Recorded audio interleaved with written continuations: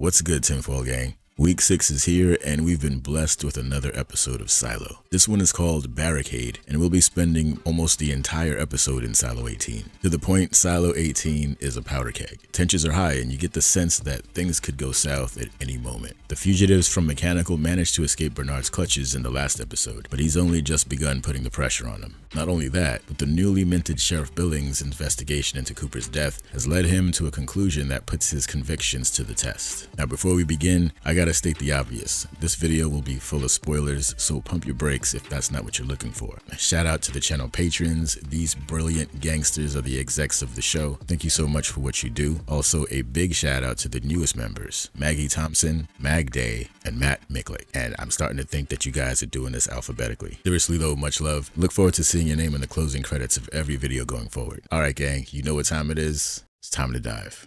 Barricade sets the tone of this episode by letting us know that Bernard has been hard at work making life miserable for the people at the bottom of the silo. He's doing this to get them desperate enough to cough up the fugitives he knows are hiding among them. He's cut off their supplies, and it looks as though he's got moles down there working on his behalf, doing things like poisoning the food. Nothing like a little collective punishment to show you care. Now he has a few lines in a short scene before the intro begins where we see Bernard intently staring at the camera feed of the protesters at the barricade. This scene reveals that Bernard thinks that the silo is hanging by a thread. So now let's head over to the lowers. Where we left off in the last episode, Billings had just received word from Bernard that he is now responsible for apprehending Knox, Shirley, and Walker. But we know how Billings is. He's generally fair and able to put his feelings aside and do what he believes is right or ethical. So we already know that this is going to be a problem for him. Add to that the fact that he doesn't believe the allegations against Mechanical are true, so it's easy to see why he'd be more than willing to dig deeper to find the truth and act accordingly. And that's essentially what happens.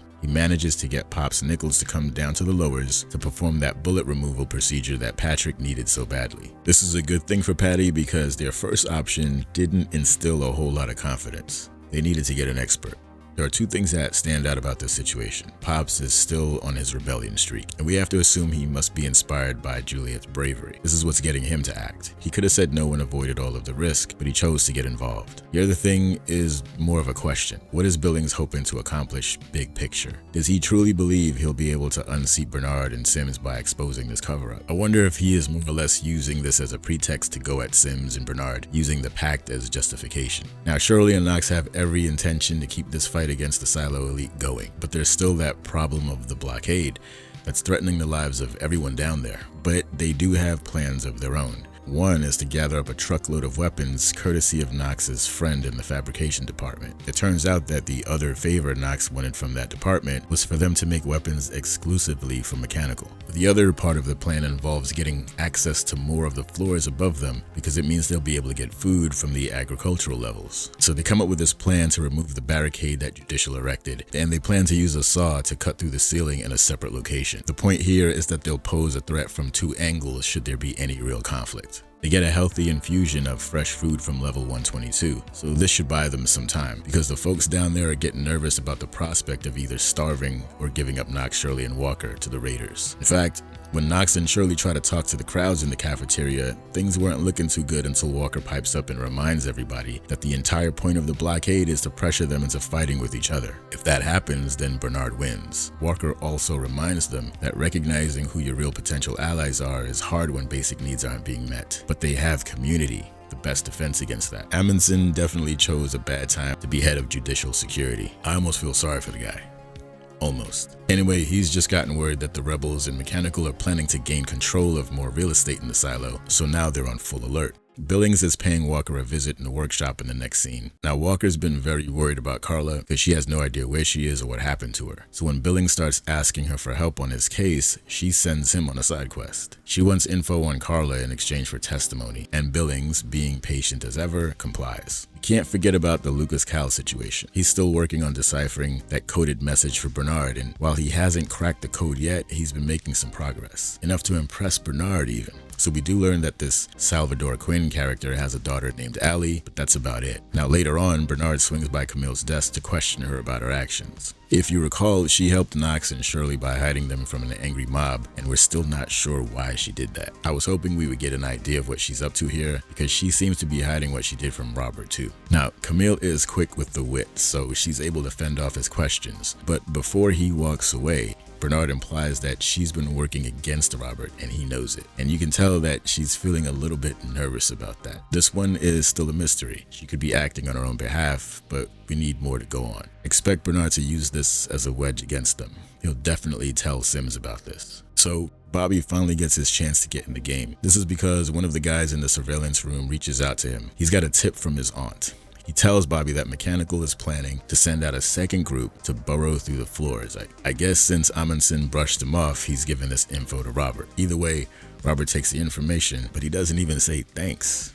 The nerve of this guy. Armed with the new piece of intel, Sims could easily tell Bernard about Mechanical's plot and put an end to it, with the added bonus of saving the day and possibly getting back in Bernard's good graces. Or he could run into Camille and she might change his mind. Camille is fine with Robert sitting this one out and letting Bernard continue to step on rakes without their help. She says, "You can't do anything, you're the judge now," which you could translate to, "It's not in your hands, just let it be." I wonder if we'll get the truth out of her, because if we don't, it may be because Camille is involved in something big, something we have no idea about.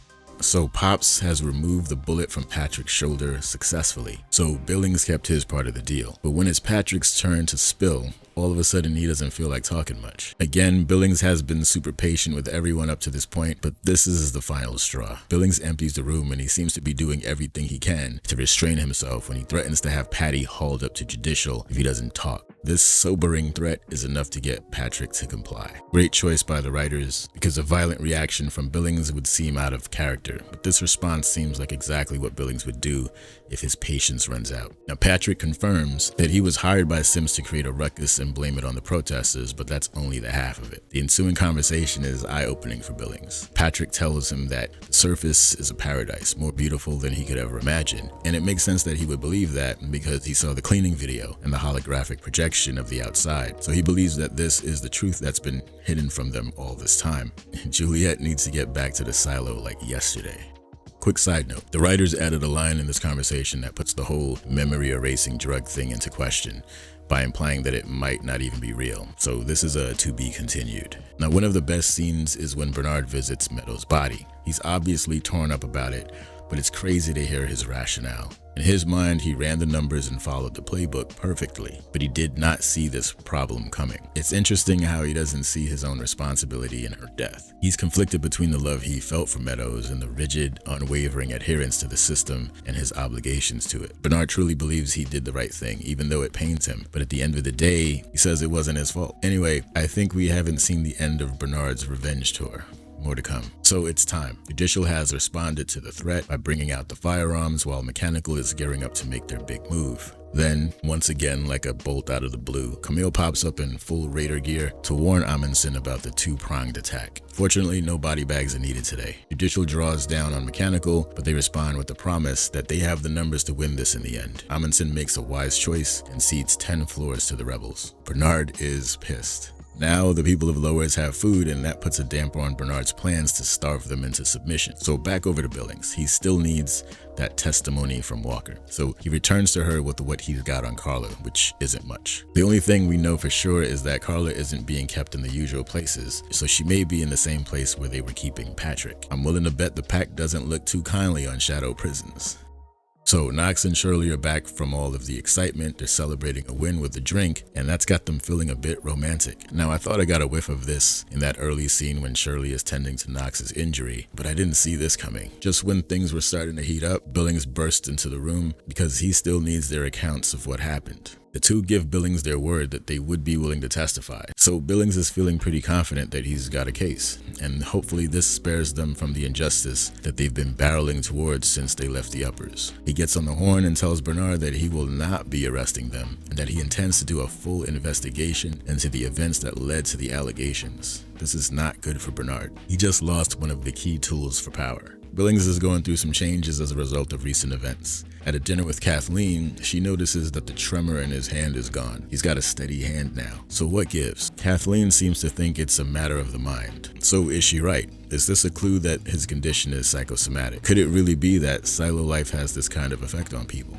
Anyway, during this conversation, Kathleen is basically trying to reassure him that he made the right decision in defying Bernard and following the pact. They think that the law will win in the end. I think Bernie would have a different opinion, so he'd better make sure this sticks or he's in for a world of hurt. It's not hard to see why he's questioning himself here. Okay, so this is the last time we visit Lucas and Bernard. Bernard is happy with the progress, but he realizes that the cipher on this code is going to require a more robust approach. So he brings up the legacy thing again. It's definitely sounding like a program the way he talks about it, but whatever the case may be, he needs Lucas to get on legacy, and that requires him to be the IT shadow. So he does what any sane person would do. He offers Lucas the job. Now, I was wondering how this character would make it back into the story, but this was definitely a surprise. Lucas hesitates but then accepts because it's gotta be better than breaking rocks. Can you imagine how Sims is going to respond when he finds out that Lucas Kyle got the job over him? Eat your heart out, Game of Thrones. Love to see it. Okay, so this is the final scene. We're in Silo 17 now, and a bleary-eyed Juliette is just waking up. The last time we saw Jules, she was passed out right after finding a helmet for her suit. The injury on her arm has been tended to by Solo. He also mentions that he made some antibiotics for her. That sounds